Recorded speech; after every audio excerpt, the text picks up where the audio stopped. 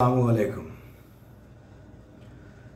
বারবার একটি বিষয় খুব আলোচনা হচ্ছে এবং সবাই বলছেন যে ঐক্যমত এবং ঐক্যবদ্ধ থাকা উচিত বাংলাদেশের এই সংকটকালীন সময়।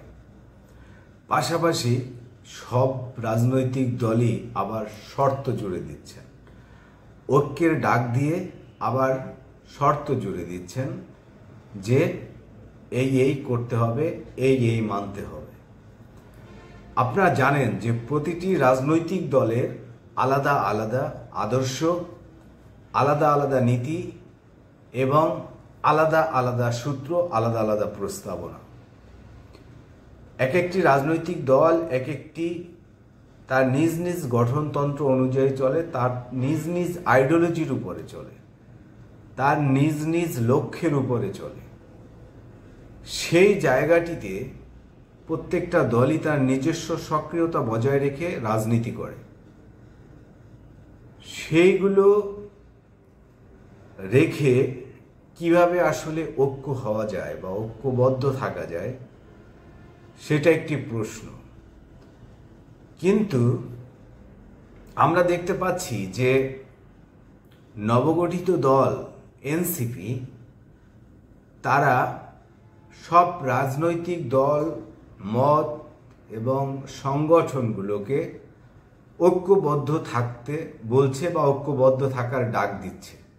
কিন্তু তারা কিছু এজেন্ডা দিচ্ছে আবার, যে আমরা এইগুলো করতে চাই, আমাদের সাথে ঐক্যবদ্ধ হন।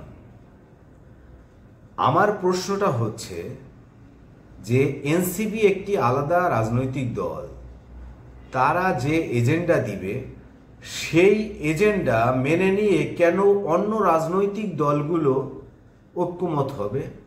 আমি এই জিনিসটা বুঝি না। এই জিনিসটা কেন এনসিপি বারবার বলে যে, অর্থাৎ তারা ঐক্যের ডাক দিচ্ছে, ঠিক আছে, আপনারা যার যার মত, যার যার রাজনৈতিক আদর্শ সেগুলো আলাদা জায়গায় আছে, থাকবে, কিন্তু আপনি আপনার এজেন্ডা উত্থাপন করে বা আপনি আপনার এজেন্ডার কথা বলে আপনি বলছেন যে ঐক্যবদ্ধ থাকতে হবে, এই সব এজেন্ডা বা এই সব যে প্রস্তাবনা রয়েছে সেগুলো বাস্তবায়ন করতে হবে। এটা তো আপনার এজেন্ডা, এটা তো আপনার লক্ষ্য, এটা তো আপনার উদ্দেশ্য। এতে কেন বিএনপি আপনার সঙ্গে একমত হবে? এতে কেন জামায়াত ইসলাম আপনার সঙ্গে একমত হবে? এতে কেন অন্য যে রাজনৈতিক দলগুলো রয়েছে সেগুলো একমত হবে? আপনার রাজনৈতিক প্রস্তাবনা, আপনার রাজনৈতিক এজেন্ডা, সেটা তো আপনি আপনার ক্যারিসমাটিক জায়গা থেকে আপনি বাস্তবায়ন করবেন। সেগুলোর সাথে অন্য রাজনৈতিক দলগুলো কিভাবে ঐক্যমত হবে? এটা তো হওয়ার কথা না। তারা তো একটা আলাদা রাজনৈতিক দল, তার সে আলাদা যে বৈশিষ্ট্য রাজনীতি, সে তার রাজনীতি করবে, আপনি আপনার রাজনীতি করবেন। আপনার এজেন্ডা বাস্তবায়ন করতে হলে আপনার যা যা রাষ্ট্রের ক্ষমতায় যাওয়ার প্রয়োজন হলে আপনি জনগণের ভোট নিয়ে রাষ্ট্রের ক্ষমতায় যাবেন। আপনার এজেন্ডা বাস্তবায়ন হওয়ার জন্য যদি আপনার অন্য কোনো রাজনৈতিক সূত্র থাকে তাহলে আপনি সেই সূত্র অ্যাপ্লাই করুন।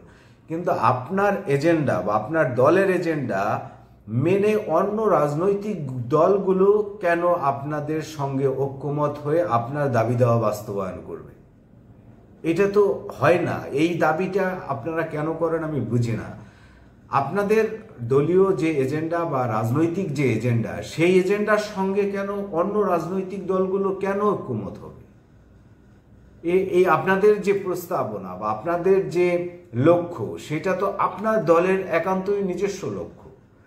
সেই এজেন্ডার সঙ্গে অন্য রাজনৈতিক দলগুলো কেন একমত হবে? তাহলে কি তাদের রাজনীতি থাকে? তাহলে তো আপনার দলই তারা করতে পারে, যদি আপনার সকল এজেন্ডা বা সকল প্রস্তাবনা মেনে নেয়। তাহলে অন্য দলগুলোর যে রাজনৈতিক আদর্শিকের যে জায়গাগুলো রয়েছে বা অন্য তাদের যে প্রস্তাবনাগুলো রয়েছে, তাদের যে রাজনৈতিক ফর্মুলা রয়েছে, তাদের যে রাজনীতিক যে চিন্তা রয়েছে রাষ্ট্র গঠনের, সেই চিন্তাগুলো তো তারা বাস্তবায়ন করতে চাইবে। এখন আপনার চিন্তার সঙ্গে তার যে চাওয়া বা তার পাওয়ার তো বিপরীত হতে পারে, সেখানে তো সংঘর্ষের বা সাংঘর্ষিক জায়গা তৈরি হতে পারে।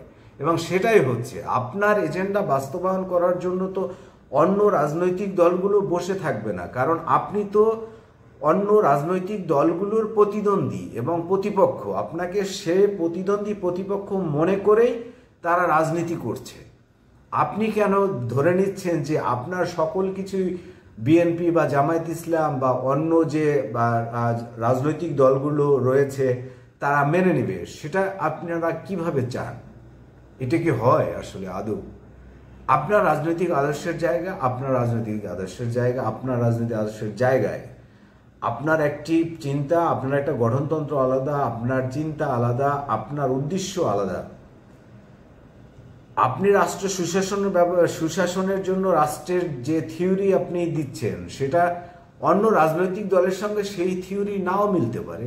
তারা আলাদা থিওরি দিয়ে তারা সুশাসনের চিন্তা করতে পারে, তারা সেইভাবে চিন্তা করে তাদের দল নিয়ে তারা আগাবে, তারা সেই প্রস্তাবনা জনগণের সামনে উত্থাপন করবে।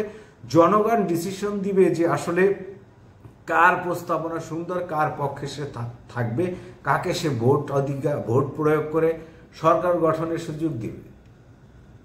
সেখানে আমরা দেখতে পাচ্ছি যে গত প্রায় ৩-৪ মাস ধরে নানাবিধ দ্বিমতের জায়গাগুলোতে তৈরি হচ্ছে। এখানে তৈরি হওয়াটাই স্বাভাবিক, অর্থাৎ আপনি একটা চাবেন, আপনার প্রতিপক্ষ রাজনৈতিক দল সেটা অন্যভাবে বলবে, অন্যভাবে চাইবেন। আপনি ধরেন নির্বাচন চাচ্ছেন যে জুনে, ডিসেম্বর থেকে জুনে, এনসিপি যদি সরকারের সঙ্গে একমত হয় যে ডিসেম্বর থেকে আগামী বছরের জুনের মধ্যে নির্বাচনটা হবে। এখন বিএনপি বা জাতীয় পার্টি বা জামাত বা অন্য যে বাম দলগুলো রয়েছে তারা কেন আপনার এই দাবির সাথে একমত হবে বা ঐক্যমত হবে কেন? তারা ডিসেম্বরে নির্বাচন চাইতেই পারে, এখানে আপনার সঙ্গে তাদের দ্বিমত হতেই পারে।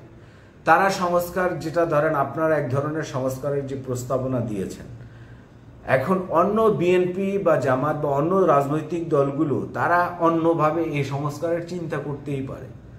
তারা এই চিন্তা কি তাদের করার অধিকার নাই? বা তারা কি তারা অন্যভাবে রাষ্ট্রকে গুছানোর তাদের কাছে আরো ভালো ফর্মুলা থাকতে পারে, সেই ফর্মুলা যদি জনগণ গ্রহণ করে তাহলে সেটাই নিবে তারা। এখানে আপনার সকল প্রস্তাবনা মেনেই কেন ঐক্য করতে হবে? এনসিপির সকল সংস্কার দাবিগুলো মেনেই কেন অন্য রাজনৈতিক দলের রাজনীতি করতে হবে? অন্য রাজনৈতিক দলগুলো তাদের তো দেয়, বিএনপি যে 31 দফা দিয়েছে সেগুলো তো সংস্কারের অংশ। এখন সেগুলো আপনি, বিএনপি যদি আপনাকে একই প্রস্তাব দেয় যে আপনি এনসিপি আমার সকল দাবিগুলো প্রস্তাবগুলো মেনে নিয়ে আমার এই দাবির পক্ষে বা আমার এই প্রস্তাবনার পক্ষে কথা বলুন, কারণ বিএনপিও তো এই দাবি করতে পারে। এখন আপনার সংস্কারের প্রস্তাবনা আপনি আপনার মতো করে মানুষের কাছে নিয়ে যান, বিএনপির মানুষের কাছে নিয়ে যাবে। যে প্রস্তাবনা মানুষ ভালো মনে করবে তাকে ভোট দিবে, সরকার গঠন করবে, তারা সেভাবে সংস্কার করবে। এখন এই সরকার যদি সংস্কার করে, সেখানে দেখতে পাচ্ছি যে অসংখ্য মৌলিক জায়গাগুলো সকল রাজনৈতিক দলের মধ্যে ব্যাপক দ্বিমতের জায়গা তৈরি হয়েছে। কিন্তু এই দ্বিমত হওয়াটা স্বাভাবিকই, অর্থাৎ গণতান্ত্রিক চর্চায় এই দ্বিমতের হওয়াটা স্বাভাবিক। কিন্তু জনগণ যাকে ম্যান্ডেট দিবে তার থিওরি রাষ্ট্রে ব্যবহার করবে এবং তার থিওরি সেই সরকার বাস্তবায়ন করবে। এটাই তো হওয়ার কথা, এছাড়া তো আর অন্য কোনো পথ নাই।